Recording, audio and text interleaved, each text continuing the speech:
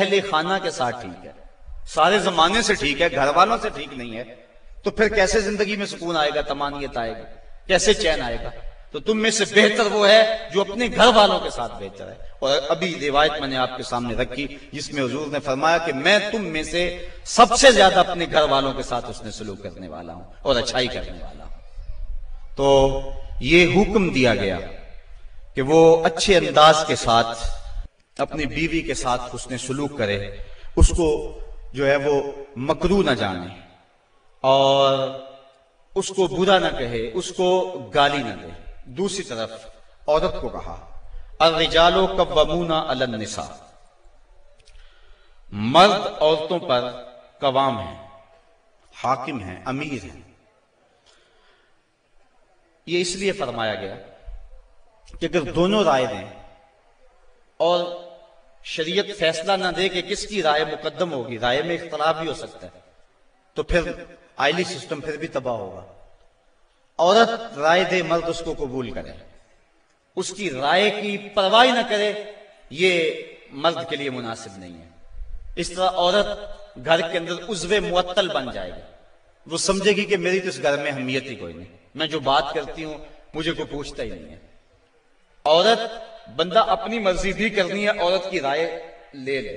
جب کسی کی رائے لیتے ہو آپ کسی معاملے میں تو اس کی عزت افزائی ہوتی ہے، تو اس لیے عورت کے ساتھ مشاورت کریں، اس کی بات کو اہمیت دیں۔ اگر اس کی بات قابل قبول نہیں ہے تو اچھے انداز اس کو سمجھائیں، لیکن فرض کرو اگر رائے مختلف ہوگی ہیں تو رائے کس کی کو ترجیح ہوگی؟ مرد کی رائے کو ترجیح ہوگی۔ جس طرح کہ میں نے حقوق والدین کو عنوان سے عرض کیا تھا کہ ماں کچھ اور کہتی ہے، باپ کچھ اور کہتا ہے، اب کس کی بات مانیں گے، ماں کی یا باپ کی؟ ماں کا درجہ بہت سارا ہے، لیکن ماں کہتی ہے یہ کرو، باپ کہتا ہے یہ کرو۔ تو علماء نے جزیہ بیان فرمایا کہ خدمت میں ماں مقدم ہے، تعمیل حکم میں باپ مقدم ہے۔ پہلے تو ماں باپ کو چاہیے اولاد کو کسی مشقت میں نہ ڈالیں، کسی مصیبت میں نہ ڈالیں، لیکن اگر ایسا کبھی ہو جائے تو خدمت میں ماں کو ترجیح دیں۔ جب باہر سے آئیں تو پہلے ماں کی ٹانگیں دبائیں، اس کے پاؤں دبائیں، پھر اس کے بعد باپ کے۔ خدمت میں ماں کو ترجیح دیں، لیکن جب حکم کی تعمیل کی بات آئے پھر باپ کو ترجیح دیں، چونکہ قوام باپ ہے، گھر کا حاکم اور امیر باپ ہے۔ اگر باپ کی بات نہیں مانی جائے گی تو پھر گھر میں فساد برپا ہو جائے گا۔ اسی طرح زوجین میں سے خامد کی بات کو ترجیح اگر دی جائے گی تو یہی معاشرے کا بھی حسن ہے اور خاندان کے اندر بھی اسی میں عزت ہے۔ اگر خامد کچھ اور کہتا ہے، بیوی کچھ اور کہتی ہے، بات بیوی کی مان لی جائے تو گھر میں تو مصیبت بن گئی۔ خامد کو کوسنے دیں گی اس کی بہنیں بھی، اس کے بھائی بھی، اس کی ماں بھی کہے گی، باپ بھی کہے یہ بیوی کے پیچھے لگ گیا۔ لیکن اگر بیوی خامد کے پیچھے لگ جائے تو یہ بیوی کے لیے حسن ہے۔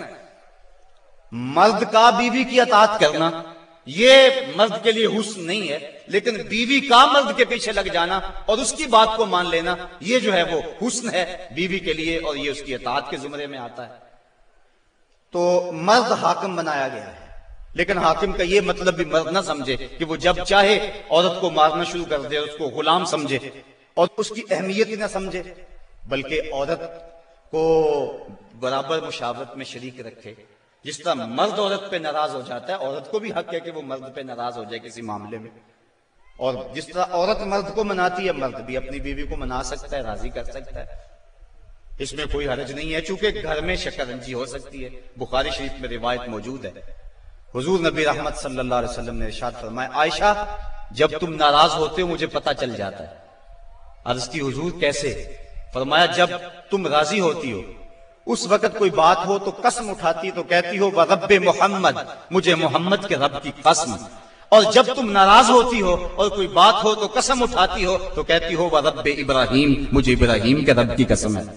تو مجھے پتہ چل جاتا ہے کہ اب تم ناراض ہو اور اب تم راضی ہو۔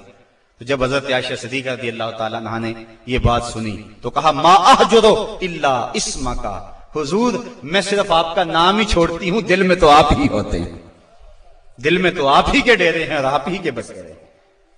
تو یہ اسلام نے ہمیں کیسا روشن راستہ دیا اور حضور کی سیرت اور حضور کا عمل ہمارے سامنے ہے۔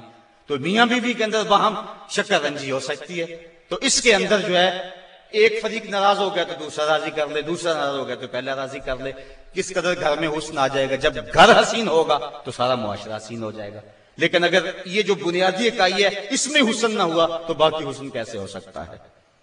تو حاکم ہے مرد، اور جس طرح عورت کے کچھ حقوق ہیں مرد کے بھی کچھ حقوق ہیں۔ حضور علیہ السلام نے ارشاد فرمایا لا یحل للمرأة ان تصوم وزوجها شاہد الا باذنہ ولا تاذن فی بیتہ الا باذنہ۔ فرمایا عورت کو یہ حق نہیں پہنچتا کہ وہ روزے رکھے جبکہ خامد گھر میں ہو۔ نفلی روزہ رکھنا اگر عورت کو ہو تو وہ خامد سے پوچھ کے رکھے گی، خامد کی اجازت اور اذن کے بغیر عورت روزہ بھی نہیں رکھ سکتی، کیونکہ خامد کی رضا کا حاصل کرنا عورت کے لیے بہتر نفلی عبادت ہے۔ اس لیے اگر خامد راضی نہیں ہے تو روزہ نہ رکھے، راضی ہے تو رکھ لے۔ اور فرمایا حضور علیہ السلام نے دوسری بات یہ ہے کہ وہ اس کے گھر میں جس کو وہ ناپسند کرتا ہے اس کو آنے نہ دے، اذن نہ دے۔ اور ایک حدیث کے اندر یہ لفظ ہیں کہ حضور علیہ السلام نے ارشاد فرمایا کہ وہ خامند کے بستر کو روندنے نہ دے، یعنی خامند جس بستر پہ بیٹھتا ہے، سوتا ہے، آرام کرتا ہے، اس بستر پہ کسی کو نہ چڑھنے دے۔ اور اس پر حضرت ام حبیبہ رضی اللہ تعالی عنہا کا عمل ہمارے سامنے ہے۔ یہ ابو سفیان کی بیٹی ہیں، اور حضور پر حضرت ام حبیبہ ایمان لے آتی ہیں، ان کا شوہر بھی ایمان لے آتا ہے۔ جب ہجرت حبشہ ہوئی تو یہ دونوں میاں بیوی حبشہ کی طرف ہجرت کر گئے۔ کچھ عرصہ وہاں گزرا۔ ایک دن حضرت ام حبیبہ سوئی تو خواب دیکھا ہے کہ میرے خامد کا چہرہ بدل گیا، تو سخت پریشان ہوئی۔ صبح اٹھی تو پتہ چلا کہ خامد عیسائی ہو گیا، کسی عیسائی کے پاس بیٹھنا اٹھنا تھا تو اس نے اپنا دین بدل لیا۔ تو حضرت ام حبیبہ رضی اللہ تعالیٰ عنہ الگ ہو گئی۔ کچھ عرصے کے بعد خامد بھی فوت ہو گیا۔ اب وہاں پردیس میں سارے جہان کو چھوڑ کر وہاں گھر بس آیا تھا، تو وہاں وہ تنہا ہو گئی، تو سخت پریشان تھی۔ آقا کریم علیہ السلام نے حبشہ کے حکمران نجاشی کے ذریعے حضرت ام حبیبہ رضی اللہ تعالی عنہا کو پیغام نکاح بھیجا۔ نجاشی نے ایک لونڈی بھیجی کہ جا کے ام حبیبہ کو کہو کہ اللہ کے نبی تم سے نکاح کرنا چاہتے ہیں۔ اب حضرت ام حبیبہ کی زبانی اگلی کہانی سنیے۔ کہتی ہے میں گھر میں بیٹھی ہوئی تھی کہ باہر دروازے پہ دستک ہوئی۔ میں نے دروازہ کھولا تو ایک خاتون کھڑی تھی، میں نے اس کو بٹھایا تو وہ کہنے لگی میں نجاشی کی سمت سے آئی ہوں، اللہ کے محبوب صلی اللہ علیہ وسلم نے تجھے نکاح کا پیغام بھیجا ہے۔ کہتی ہیں ایک لمحے کے لیے تو میں حیران ہوئی، اور پھر میری خوشی کی انتہا نہ رہی، اور گھر کے اندر جو کچھ موجود تھا اس وقت میرے پاس، میں نے سب کچھ بطور انعام اس لونڈی کو دے دیا۔ میں نے کہا میرے مقدر کے حضور کے نکاح میں آؤں۔ پھر اللہ کے محبوب علیہ السلام نے ان سے نکاح کر لیا۔ وہ مدینہ تشریف لے آئیں۔ ابو سفیان ان کو ملنے کے لیے مدینہ پہنچے۔ حضور علیہ السلام کی چارپائی بچھی ہوئی تھی، تو یہ جا کے بیٹھنے لگے تو انہوں نے بستر لپیٹ لیا۔ تو ابو سفیان کہنے لگا رملہ تمہیں کیا ہو گیا؟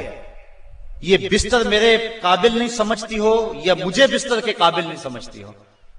تو حضرت ام حبیبہ کہنے لگی کہ یہ بستر اللہ کے رسول کا ہے، اور میں نہیں پسند کرتی کہ اس کے اوپر کوئی مشرک بیٹھے۔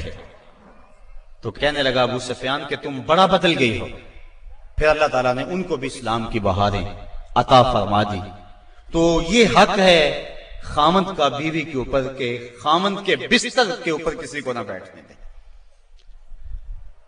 اللہ کے محبوب علیہ السلام نے فرمایا ایما امرأة ماتت وزوجها عنها راض دخلت الجنہ